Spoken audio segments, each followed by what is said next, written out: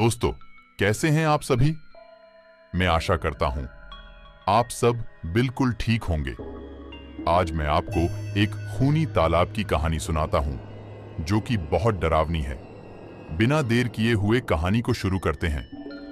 गांव के किनारे एक तालाब था जिसे लोग खूनी तालाब के नाम से जानते थे।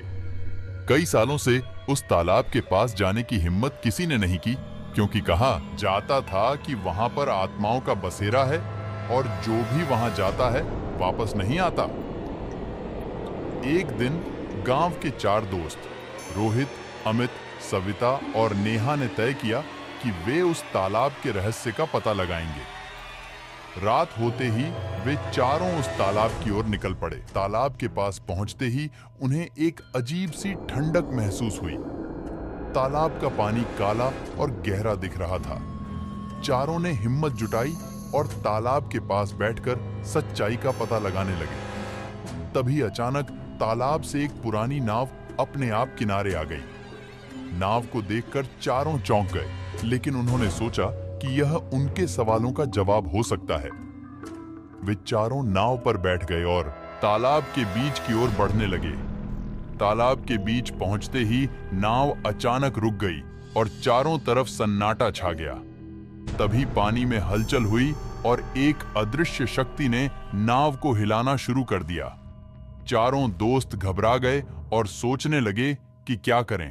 तभी तालाब के बीच में एक विशाल बवंडर बन गया और चारों दोस्त उसमें खींचे जाने लगे। बवंडर में फंसते ही वे एक दूसरी दुनिया में पहुंच गए। वहां चारों ओर धुंध और अजीब सी आवाजें थीं। चारों दोस्तों ने एक दूसरे का हाथ पकड़ा और आगे बढ़ने लगे। थोड़ी देर बाद उन्हें एक पुरानी झोपड़ी दिखाई दी। झोपड़ी के अंदर एक बूढ़ी औरत बैठी थी जो कह रही थी, तुम यहां नहीं आना चाहिए था, यह जगह श्रापित है। बूढ़ी औरत ने बताया कि कई साल पहले इस तालाब के पास एक गांव था जिसे एक राक्षस ने तबाह कर दिया था।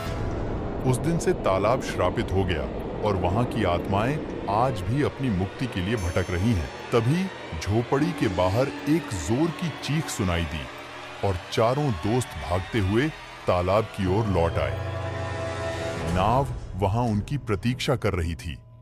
वे नाव पर बैठकर वापस किनारे आ गए और गांव की ओर दौड़ पड़े। गांव पहुंचकर उन्होंने गांव वालों को सारी बात बताई।